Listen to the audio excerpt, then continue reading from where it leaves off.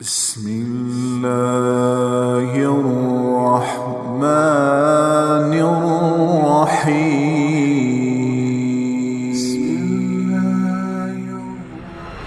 ایک صحابی ہے، یا رسول اللہ تنگی ہے رزق کی، کوئی وظیفہ بتائیں۔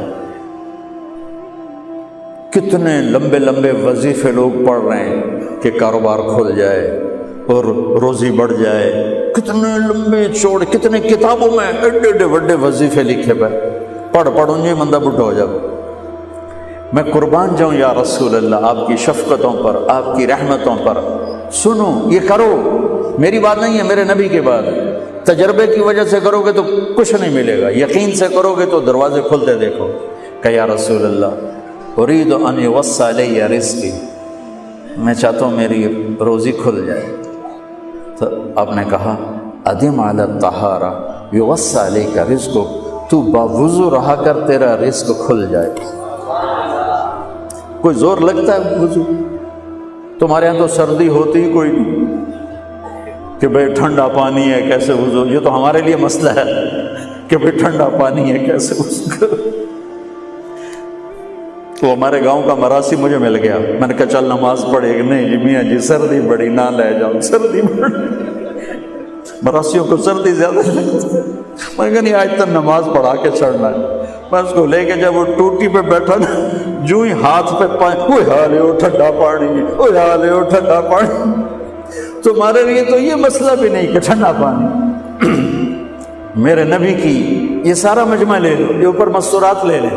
ادم علی الطہارہ یوسع علیک رزقک، میرے نبی نے فرمایا باوضو رہنا شروع کر دے، اللہ تیرا رزق کھول دے گا۔ ابھی اللہ رسول کی آپس کی بات ہے تو میری بات ہوتی تو دیوار پہ مار دو، تجربہ کرو۔ نبی کی بات کو تجربہ کر کے نہیں کرتے، یقین کے ساتھ کرتے ہیں۔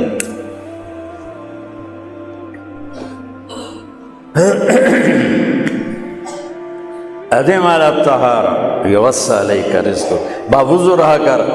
اچھا باوضو رہنے کے اور فائدے، اللہ پیار کرتا ہے، شیطان ڈرتا ہے، اور وضو ہوگا تو نماز آپ ہی پڑھی جائے گی، چلو یار وضو ہے 4 فرض ہی پڑھ لگی۔ ایک دفعہ شیطان آیا ہمارے نبی سے ملنے، تو آپ نے اس سے پوچھا تیرے دشمن کتنے؟ کہنے لگا 15۔ آپ نے فرمایا کون کون ہے؟ کہنے لگا پہلا تو تھوڑا ہی نمبر ہے، پہلا نمبر تو تھوڑے نال میرا لگو ہے۔ پھر کہنے لگا وہ مسلمان جو 24 گھنٹے باوضو رہتا ہے وہ میرا بڑا دشمن، جو باوضو رہتا ہے اور باوضو سوتا ہے، ایک فرشتہ اس کے لیے بندگی کا ثواب لکھتا رہتا ہے۔ خیر واپس آتا ہوں، میرے نبی نے فرمایا 4 باتیں لے لو اور دنیا بھی تمہاری آخر، ساری PIA زندہ ہو جائے گی، ساری اکانومی زندہ ہو جائے گی، ساری معیشت زندہ ہو جائے گی۔ 5 بھی نہیں، ایک انگلی بھی آپ نے نیچے کر دی کہ یہ بس اتنی لے لو۔ حفظ و امانت، صدق حدیث، حسن خلیقت، عفت فی تہمت۔ کیا خوبصورت، ساری زندگی کسی کو دھوکہ نہ دینا، دیانت داری۔ میرے ملک کے ادارے کیوں ڈوب گئے؟ دیانت نکل گئے، کھوٹ آ گئی، دھوکہ آ گیا۔ میرے نبی نے کہا حفظ و امانت، کبھی امانت میں خیانت نہ کرنا، صدق حدیث، کبھی جھوٹ نہ بولنا، ہمیشہ سچ بولنا۔ میرے نبی نے فرمایا میرا امتی ہر گناہ کر سکتا ہے، 2 نہیں کر سکتا، ایک جھوٹ کبھی نہیں بولے گا، ایک دھوکہ کبھی نہیں دے گا۔ میرے نبی کی 2 صفتیں ہائی لائٹ ہوئیں، صادق اور بولو کیا ہیں؟ کوئی اور بھی تو ہو سکتی تھی، جس سے مشہور کیا، کعبہ قوسین بھی تو ہے اور ادنا بھی تو ہے، واللیل بھی تو ہے، سیاہ زلفوں والا، والضحیٰ بھی تو ہے روشن چہرے والا. کس سے مشہور کیا؟ صادق امین. اگر آپ مجھ سے سوال کرو، میں ممبر رسول پہ بیٹھا ہوں کہ مولانا صاحب سارے دین کو 2 لفظوں میں بتاؤ، ساری شریعت کو، تو میرے پاس 2 لفظ ہیں، سچائی اور امانت داری. آپ مجھ سے سوال کرو مولانا صاحب ساری دنیا کے کفر کو بتاؤ، تو میرے پاس 2 لفظ ہیں، جھوٹ اور دھوکے بازی. جھوٹ اور خیانت، پوری دنیا کا کفر ان کے اندر چھپا ہوا ہے. سچائی اور دیانتداری، پوری دنیا کا اسلام اس کے اندر چھپا ہوا ہے. دیانت اور سچائی یہ بیج کی طرح ہے، اور پورا اسلام پھر باغ بن کے پھلتا پھولتا ہے. جھوٹ اور دھوکہ یہ بھی بیج کی طرح ہے، پھر اس سے کفر کا جنگل کانٹوں بھرا جنم لیتا ہے. میرے معاشرے سے جھوٹ نکل جائے، دھوکہ نکل جائے، یہ پاکستان جنت کا ٹکڑا ہے.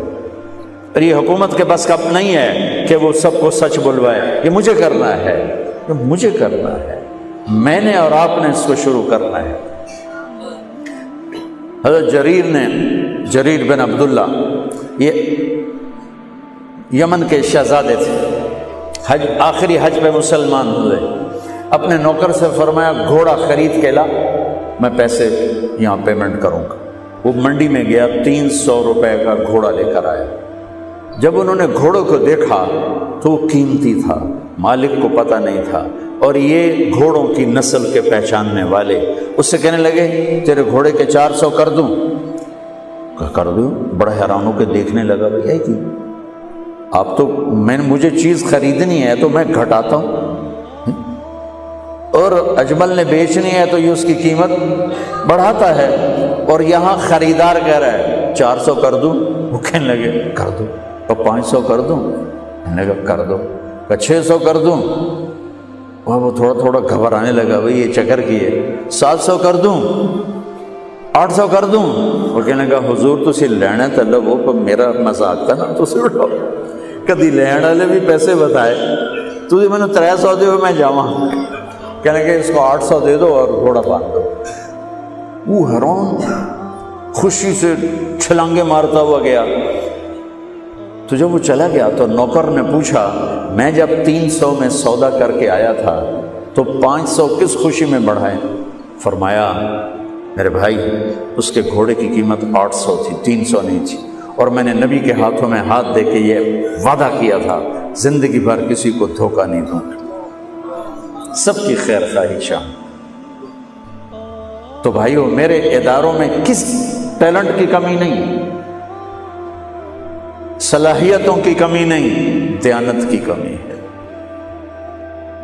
قوت عمل کی کمی نہیں، سچائی کی کمی ہے. حجاج بن یوسف ایک ظالم گورنر گزرا ہے، اس کے خلاف بغاوت ہوئی، وہ ناکام ہو گئی. تو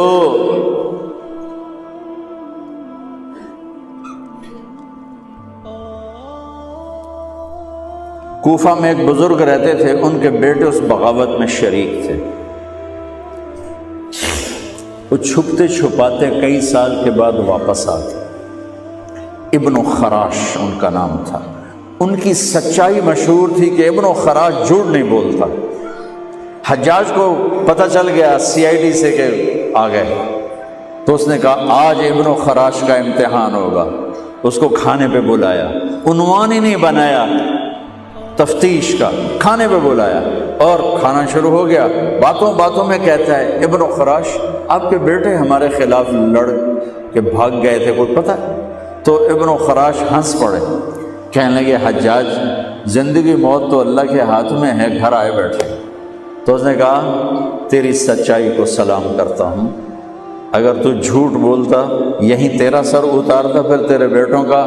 جاؤ سلام ہے تیری سچائی کو، تیرے بیٹے تجھے مبارک ہوں. مسلمان جھوٹ نہیں بولتا. میرے نبی سے پوچھا گیا یا رسول اللہ کیا مسلمان بزدل ہو سکتا؟ کہا کیا مسلمان بخیل ہو سکتا؟ آپ نے کہا. پھر پوچھا گیا جھوٹ بول سکتا؟ کہا نہیں، جھوٹ نہیں بول سکتا. تو 2 باتیں حدیث پاک کی، صدق حدیث، حفظ امانت. یہ دو باتیں زندہ ہو جائیں تمہارے سارے ادارے زندہ ہو جائیں، ہم نقصان سے نکل کر نفع میں آ جائیں گے، نفع میں آ کر اوروں کو دینے والے بن جائیں گے۔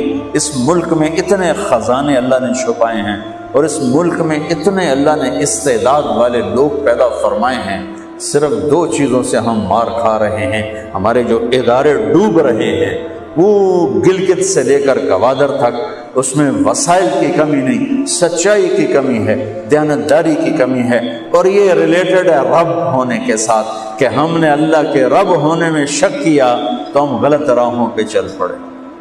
رب تو اللہ ہے، دینے والا تو اللہ ہے۔